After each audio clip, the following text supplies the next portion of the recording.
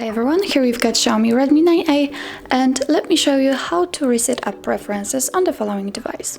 So first of all, let's get into the settings, then let's find and select apps and here choose manage apps.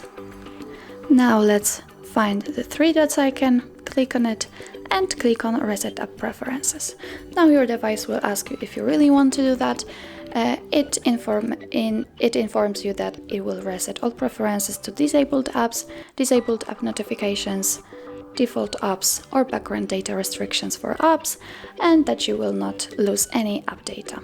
So if you are ready, simply click on reset apps, and that's all. This is how you reset app preferences in your Xiaomi Redmi 9A, and if you find that this video was helpful, please hit the subscribe button and leave the thumbs up.